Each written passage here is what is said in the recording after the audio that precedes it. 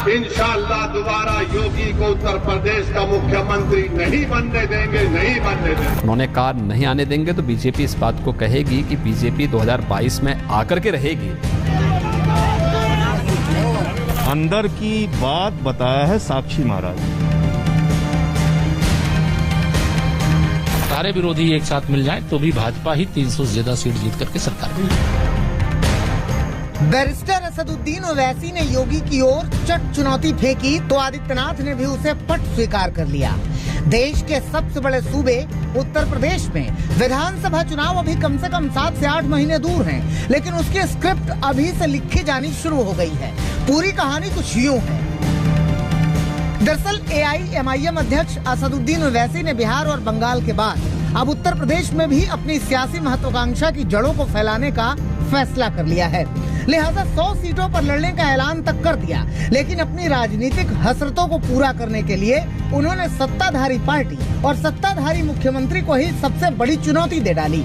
बयान जरा चौंकाने वाला है, लेकिन आज तक के एक्सक्लूसिव इंटरव्यू में सीएम योगी ने बड़ी सहजता से कहा कि हमें चैलेंज कबूल है, कबूल है, कबूल है। इंशाअल्लाह दोबारा योगी को उत्तर प्रदेश का मुख्यमंत्री नहीं बनने देंगे, नहीं बनने देंगे। अगर हमारे हौसले बुलंद रहेंगे, मेहनत करेंगे तो सब कुछ होगा इंशाअल्लाह ताला। मगर हमारी कोशिश यही है कि दोबारा उत्तर प्रदेश में बीजेपी की सरकार ना बने। बड़े नेता हैं, देश के अंदर प्रचार करते हैं, उन्हें एक समुदाय विशेष का विशेष समर्थन प्राप्त है। उनके इस चैलेंज को हम स्वीकार करते हैं। उन्होंने कहा नहीं आने देंगे तो बीजेपी इस बात को कहेगी कि बीजेपी 2022 में आकर के रहेगी। हर हाल में भारतीय जनता पार्टी की ही सरकार यूपी में बनेगी, इसमें कोई संदेह किसी को नहीं होना चाहिए। आपने ओवैसी और योगी दोनों को सुना, सुनकर अंदाजा लगा लिया होगा कि 2022 के चुनाव में घमासान कितना बड़ा होगा। ओवैसी उत्तर प्रदेश में 100 सीटों पर ताल ठोक रहे हैं। बिहार चुनाव में उनकी पार्टी का प्रदर्शन उम्मीद से दोगुना रहा है और उसी के दम पर ओवैसी अब योगी को ही बेदखल करने की बात कर रहे हैं। तो दूसरी ओर उत्तर प्रदेश जिला पंचायत अध्यक्ष चुनाव में बम्पर जीत के बूते योगी किसी चुनौती को दमदार मानते ही नहीं। हालांकि यहाँ मामला योगी बनाम ओवैसी का है, लेकिन उत्तर प्रदेश में सियासत के दूसरे खिलाड़ी भी इस खेल को बड़ी बारीकी से देख रहे हैं, अपने अपने तराजू पर तौल रहे हैं। अंदर की बात बताया है साक्षी महाराज ने। साक्षी महाराज ने क्या कहा? ओवैसी की वजह से हमें बिहार में फायदा हुआ, ओवैसी की वजह से बंगाल में फायदा हुआ, ओवैसी की वजह से उत्तर प्रदेश में भी फायदा होगा।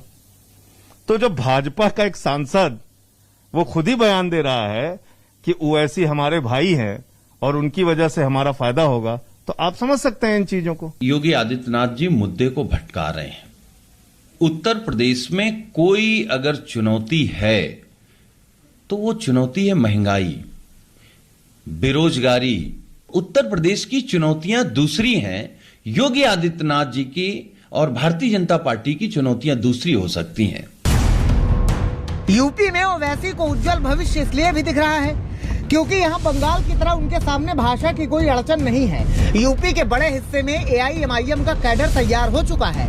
यूपी के पंचायत चुनाव में AIMIM समर्थित 22 उम्मीदवार जिला परिषद का चुनाव जीत चुके हैं, जबकि 50 सीटों पर वो दूसरे स्थान पर रहे। ओवैसी को पूर्वांचल की मुस्लिम बहुल सीटों में फायदा हो सकता है। जातियों पर प्रभाव रखने वाली छोटी छोटी पार्टियों का साथ भी ओवैसी के लिए फायदेमंद हो सकता है। ओवैसी को ये भी लगता है कि किसान आंदोलन और ब्राह्मणों की तथाकथित नाराजगी भी योगी को नुकसान पहुंचा सकती है।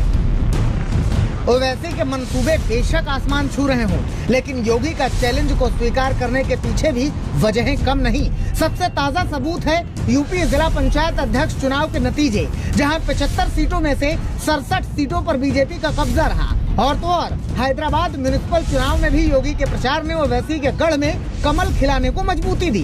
2019 लोकसभा चुनाव में भी यूपी में बीजेपी का दमदार प्रदर्शन रहा और यूपी में बड़े विपक्षी दलों के बीच आपसी खींचतान भी योगी को फायदा पहुंचा सकती है। अब ओवैसी ने चुनौती का पासा तो फेंक दिया है और योगी ने अपनी चाल भी बता दी है, लेकिन इसका असल नतीजा 2022 चुनाव में ही दिखेगा। पता चलेगा किसमें कितना है दम।